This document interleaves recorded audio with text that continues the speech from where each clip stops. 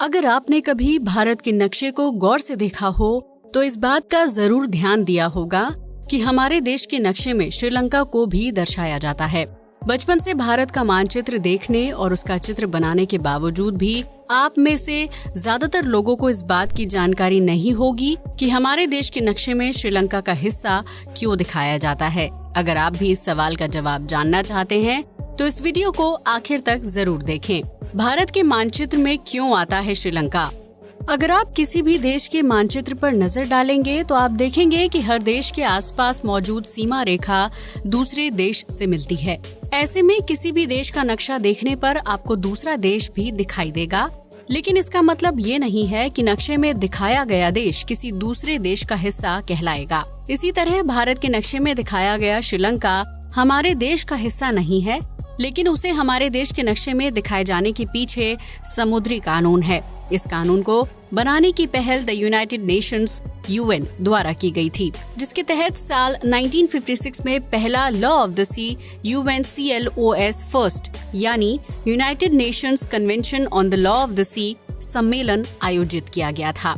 उस सम्मेलन का रिजल्ट साल 1958 में घोषित किया गया था, जिसमें कई अंतर्राष्ट्रीय देश शामिल हुए थे। Law of the sea UNCLOS first के तहत समुद्र और विभिन्न देशों की सीमा रेखाओं को लेकर संधियों और समझौतों पर एक मत रखा गया था।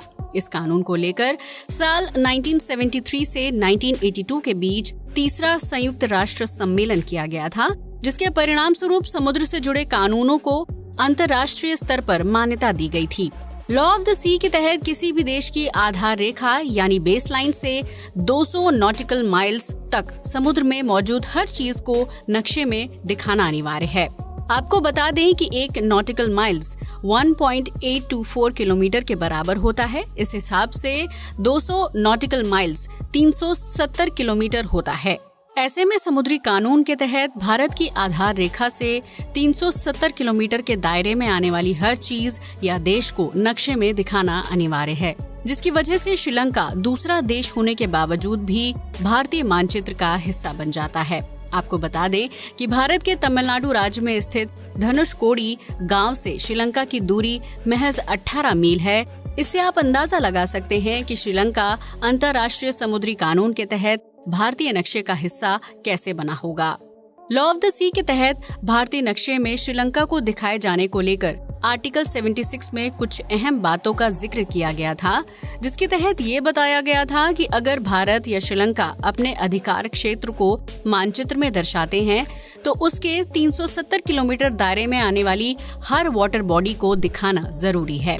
यही वजह है कि भारत के मानचित्र में श्रीलंका को दर्शाए जाने पर किसी तरह का विवाद पैदा नहीं होता है, क्योंकि इस नियम के तहत भारत श्रीलंका पर अपना अधिकार नहीं जमाता है। अगर आप भारत के नक्शे को ध्यान से देखेंगे तो अपने देश की सीमाएं कई दूसरे देशों से जुड़ी हुई हैं। ऐसे में भारत के विभिन्न राज्यों को दर्शाने के लिए हमें अपने पड़ोसी देशों को भी मानचित्र में दिखाना पड़ता है।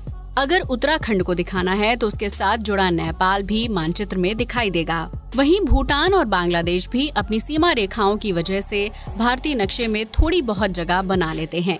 हालांकि श्रीलंका के साथ भारत किसी भी तरह से सीमा का बंटवारा नहीं करता है। ऐसे में अगर भारत चाहता तो श्रीलंका को अपने नक्शे से बाहर कर सकता था, लेकिन लॉ ऑफ द सी की वजह से भारत को अपने नक्शे में श्रीलंका को दिखाना अनिवार्य है, और ऐसा सिर्फ भारत के साथ ही नहीं बल्कि दूसरे कई देशों के साथ देखने को मिलता है। दुनिया के समुद्री देशों के लिए 370 किलोमीटर के दायरे में आने वाली हर वाटर बॉडी को अपने नक्शे में दर्शाने का नियम है। ऐसा करने से किसी दूसरे देश की सुरक्षा को खतरा नहीं पहुंचता है। अब तो आप समझ ही गए होंगे कि भारत के नक्शे में श्रीलंका को दिखाए जाने के पीछे क्या कारण है। इसलिए अगली बार श्रीलंका को भारतीय नक्शे में दिखाए जाने को लेकर किसी तरह के भ्रम में ना रहें। आपको बता दें कि इस तरह का सवाल कई बार सरकारी एग्जाम या इंटरव्यू में भी पूछा जाता है। इसलिए हमारे वीडियो को ज्यादा से ज्यादा लाइक और शेयर करना बिल्कुल ना भूलें। आज के लिए बस इतना ही। जय हिंद दोस्तों।